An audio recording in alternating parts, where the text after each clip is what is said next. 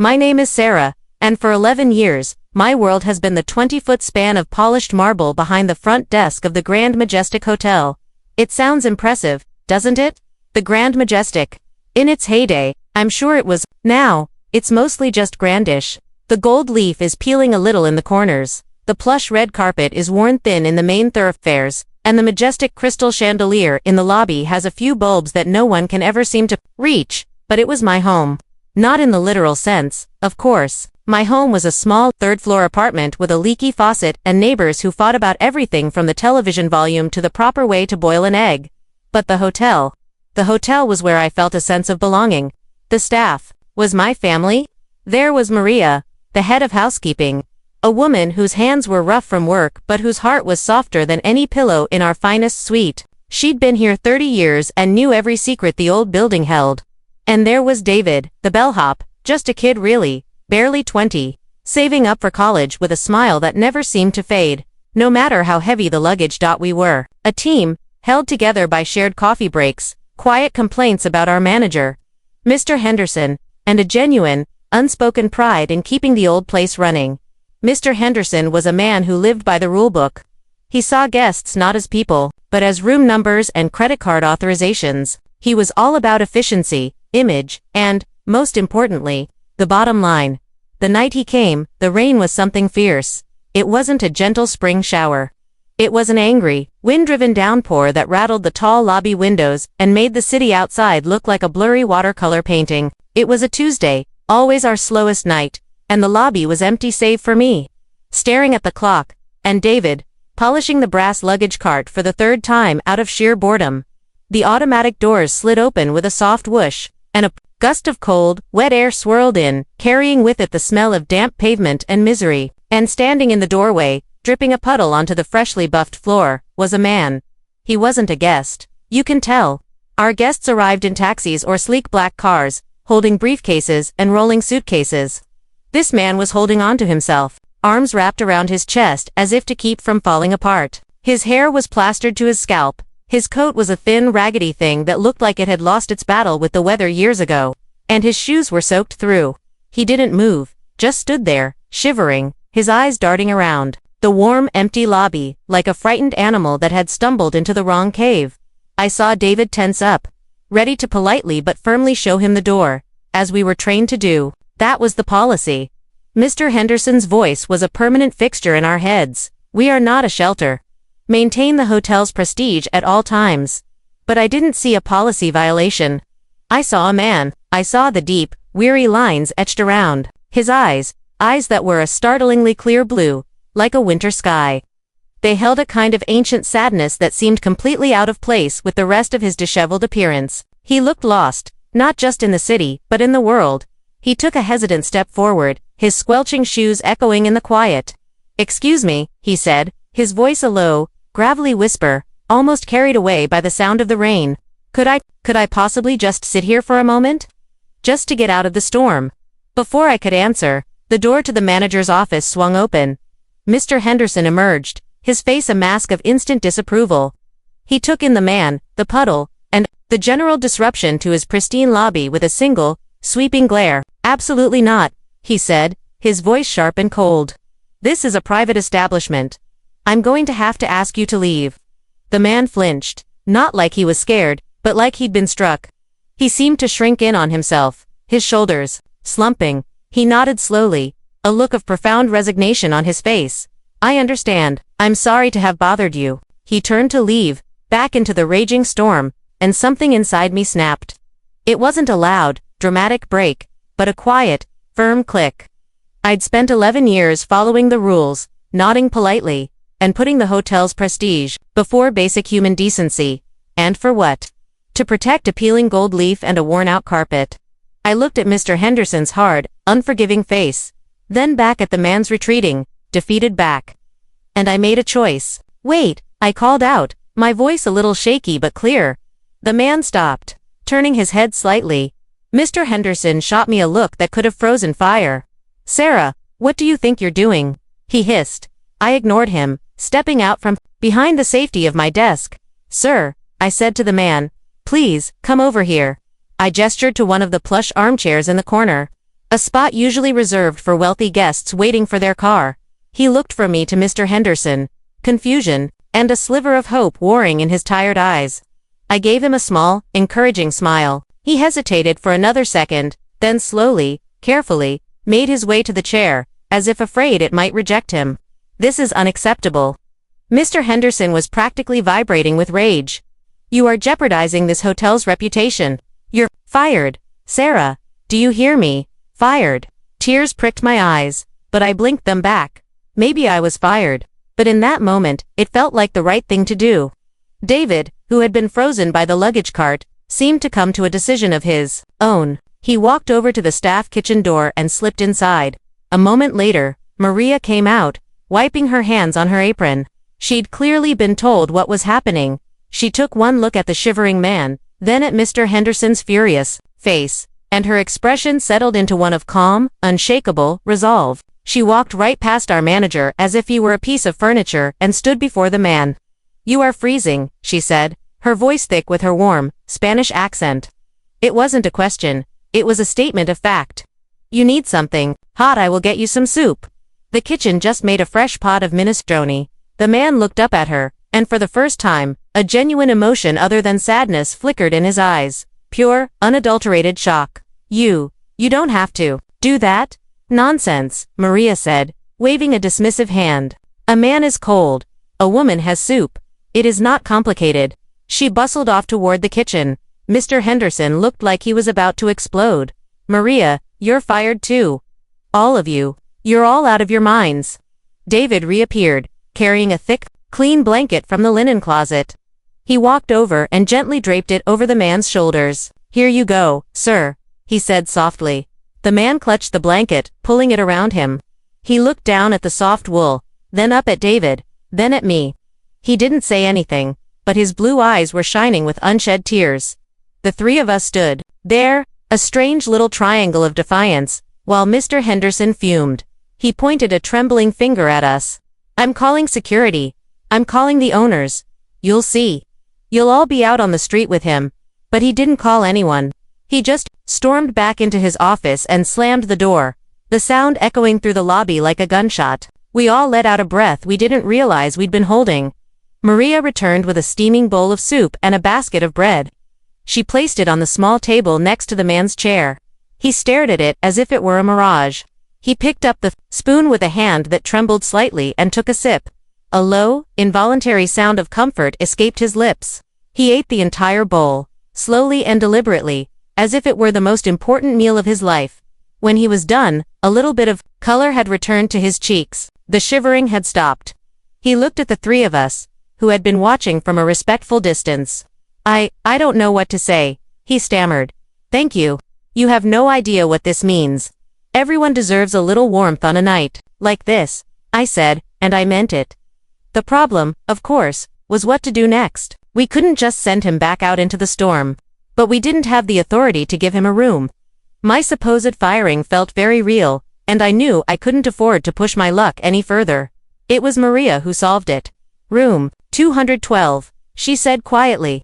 The plumbing is being repaired tomorrow, so it is blocked off in the system. It is empty. The bed is made, it has a hot shower. It was a huge risk. If Mr. Henderson found out, it wouldn't just be our jobs, it could be a police matter. But looking at the man, wrapped in our hotel's blanket, his belly full of our hotel's soup, it felt like the only option. I'll take him up, David whispered. His usual bright-eyed optimism replaced by a quiet seriousness. I went into the back office and found an old, deactivated keycard. I reactivated it for room 212, for one night only. My hands were shaking as I did it. Every click of the mouse felt like a confession. I handed the key to David. I walked back to the man. We have a room for you, I said softly. Just for tonight, so you can get dry and have a proper rest. He looked at me, his mouth slightly agape. He tried to speak, but no words came out. He just nodded, his eyes conveying a depth of gratitude that 1,000 words couldn't have captured. David helped him to his feet and quietly led him toward the elevators. Avoiding the main bank and using the service elevator at the end of the hall, Maria started cleaning up the soup bowl, and I went back behind my desk, my heart pounding in my chest. I felt terrified and, strangely, more alive than I had in years. The next morning, I came to work expecting my belongings to be in a box and a security guard waiting to escort me out. But nothing happened. Mr. Henderson was in his office, the door closed. He didn't speak to me, Maria, or David all day. It was a tense, suffocating silence. When Maria's team went to clean room 212, it was empty. The bed had been perfectly made, the towels folded, and the blanket we had given him was laid neatly at the foot of the bed. There was no sign that anyone had ever been there. The man was gone. Life at the Grand Majestic fell back into its familiar rhythm, but something had changed. The three of us shared a secret, a bond forged in a single night of rebellion. We never spoke of it, but it was there in the knowing glances we exchanged. In the slightly warmer way, Maria said good morning. In the newfound confidence in David's posture, my firing never materialized. Mr. Henderson seemed to have decided that ignoring the incident was easier than explaining to the owners why three of his most reliable staff members had suddenly been dismissed. He treated us with a frosty indifference, which was honestly an improvement. Weeks passed. The city thawed, and spring began to breathe life back into the gray streets. The memory of the man in the storm began to fade, becoming a strange, half-remembered dream. I often wondered what had happened to him. I hoped he'd found a safe place, that our small act of kindness had been a stepping stone to something better. Then, the rumors started. They began as whispers in the hallways, snippets of conversations overheard between executives. The hotel was being sold. An anonymous buyer, a massive investment firm, had purchased the entire chain. We were all on edge. New ownership always meant changes, streamlining, restructuring. Those were just fancy words for people losing their jobs. Mr. Henderson was a nervous wreck. He was constantly on the phone, his voice tight with anxiety. He started being almost pleasant to us, a sure sign that he was terrified. The fear in the hotel was thick enough to taste. Maria worried about her pension. David fretted about his college savings. I worried about everything. That little apartment with the leaky faucet didn't pay for itself. The Grand Majestic, for all its flaws, was the only stability I had. The day we were to meet the new owner arrived. A memo had been circulated. All staff were to gather in the main ballroom at 2 p.m. sharp. We stood in nervous clusters. The housekeeping staff in their neat uniforms, the kitchen staff in their whites, the front of house staff in our tired suits. Mr. Henderson was at the front, sweating profusely, practicing a welcoming speech on his note cards. At exactly 2 p.m., the doors to the ballroom opened. Two people walked in. The first was a woman in a sharp, expensive-looking business suit, holding a tablet. The second was a man. He was tall and wore a tailored charcoal gray suit that probably cost more than my car. His silver hair was perfectly cut. He moved with an easy, quiet confidence that commanded the room without a single word. But it wasn't his suit or his hair that made my blood run cold. It was his eyes. They were the same, startlingly clear blue. The same eyes that had peered out from a rain-soaked, desperate face weeks ago. The same eyes that had looked at me with such weary sadness from across the lobby. My heart stopped. I felt the air leave my lungs. I gripped the back of a chair for support. Beside me, I heard Maria let out a tiny gasp. I saw David's jaw drop. It was him. It was the man from the storm. He walked to the front of the room and stood behind the podium. The woman with the tablet stood beside him. Mr. Henderson, oblivious, stepped forward with a sycophantic, trembling smile. "Welcome, sir. On behalf of the entire staff of the Grand Majestic, I'd like to extend our warmest." The man held up a single, gentle hand, and Mr. Henderson fell silent. The man's blue eyes scanned the crowd, moving past the anxious faces until they found me. Then they moved to Maria, and then to David. He gave us a small, almost imperceptible nod. He cleared his throat. His voice, when it came, was not the gravelly whisper I remembered. It was rich, calm, and full of authority, yet it held a deep, unmistakable warmth. "My name is Elias Vance," he began. "And as of last week, I am the new owner of this hotel, and every hotel in the Majestic chain." A wave of shock rippled through the room. Elias Vance. I knew that name. Anyone who read the business pages knew that name. He was a billionaire, a titan of industry, famous for being brilliant, ruthless, and intensely private. He'd dropped off the public radar about a year ago after his wife passed away. The papers said he'd become a recluse. "I have spent the last year adrift," he continued, his gaze becoming distant for a moment. "I lost my direction. I found myself surrounded By wealth, by yes-men, by people who wanted something from me. But I felt empty. I realized I had forgotten what it meant to connect with people on a basic, human level. So I walked away from it all. I wanted to see the world, not from a penthouse suite, but from the pavement. I wanted to see if there was any genuine kindness left in a world that felt increasingly cold. He paused, and his eyes swept over the room again, finally landing on Mr. Henderson, who had turned a pale, sickly green. I will be making some changes, Mr. Vance said. My company has acquired this chain because I believe in the name, Majestic. I believe in the idea of offering people a place of comfort, of rest, of sanctuary. But a hotel is not just bricks and mortar. It is not just profit margins and occupancy rates. A hotel is its people. Its soul is its staff. His gaze moved back to us, to our little trio. A few weeks ago, I came to this hotel on a very cold, very wet night. I had nothing. I looked like nothing. I was at my lowest point, physically and emotionally. I was turned away by management, he said, giving Mr. Henderson a brief, pointed look. I was told I was a blight on the prestige of the establishment. A horrified murmur went through the crowd. Mr. Henderson looked as if he was about to faint. But then, Mr. Vance's voice softened. Something remarkable happened. 3 people, at great personal risk to their own livelihoods, chose compassion over policy. They chose humanity over rules. He looked directly at me. A front desk clerk named Sarah looked me in the eye and saw a person, not a problem. She defied her manager to offer me a place to sit. My face burned, and tears welled in my eyes. He remembered my name. He turned his gaze to Maria. The head of housekeeping. Maria brought me the most delicious bowl of soup I have ever tasted. She didn't ask if I could pay. She simply saw a man, who was cold and hungry, and gave him warmth. Maria was openly crying now, her hand pressed to her mouth. And a young bellhop named David, he continued, smiling at the stunned young man, gave me a blanket and guided me to a warm room, an act of trust and kindness that I will never forget. He let the silence hang in the air for a moment. These 3 people, he said, his voice ringing with conviction. They are the soul of the Grand Majestic Hotel. They are what this company should be about. They didn't do it for a reward. They did it because it was the right thing to do. That is the kind of prestige I want my hotels to be known for. He then looked at Mr. Henderson. Mr. Henderson, he said, his voice losing its warmth and becoming all business. Your position as manager of this hotel is terminated, effective immediately. We will, however, be transferring you to a back-office accounting position in our corporate headquarters in a different city. I believe your talents are better suited to numbers than to people. It was a dismissal, but a merciful one. A chance to start over, away from the people he had so badly misjudged. Mr. Henderson just nodded, defeated, and shuffled out of the room without a word. Elias Vance then addressed the rest of the staff. Everyone else, your jobs are secure, he announced, and a collective sigh of relief filled the ballroom. In fact, everyone in this room will be receiving a 15% pay raise, effective today. A wave of stunned, joyful applause erupted. People were cheering, hugging, crying. David looked like he'd won the lottery. Furthermore, Mr. Vance called out over the noise. We will be investing $10 million into renovating this flagship hotel.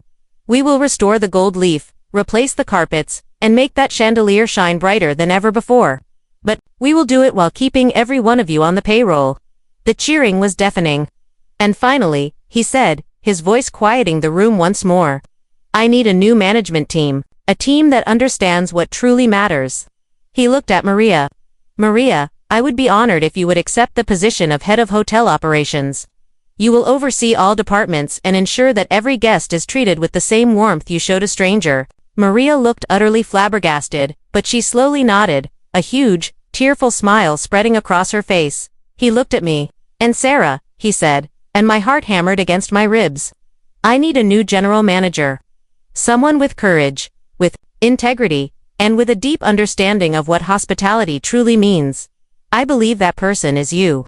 The world tilted on its axis. Me, general manager. I was the girl who had been stuck behind the same desk for 11 years, the one who worried about her leaky faucet. I opened my mouth to protest, to say I wasn't qualified, that it was a mistake. But then I looked at him, at Elias Vance, and I didn't see a billionaire or a corporate giant. I saw the man with the sad blue eyes, the man to whom I had shown a moment's kindness, and in his eyes, I saw that he believed in me. He saw something in me that I had never seen in myself. Tears streamed down my face, but for the first time in a long, long time, they weren't tears of sadness or anxiety. They were tears of overwhelming, unbelievable joy. I nodded. Yes, I whispered, my voice thick with emotion. Yes, I accept. The weeks that followed were a whirlwind. The Grand Majestic began its transformation, not just in its appearance, but in its spirit. The atmosphere changed from one of weary resignation to one of excitement and hope. We were all part of something new, something special. Maria thrived in her new role, her natural warmth and wisdom guiding every decision. David, with his tuition now secure, decided to take management classes, and I knew one day he'd be running a hotel of his own. And me, I learned to be a general manager. It was terrifying and exhilarating.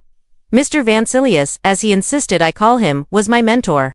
He taught me about budgets and logistics, but more importantly, he constantly reminded me of our true mission. Always lead with kindness. Sarah, he'd say. Everything else will follow. One evening, months later, I was walking through the lobby. The new carpet was soft under my feet. The chandelier sparkled with a renewed brilliance, and the sound of happy chatter filled the air.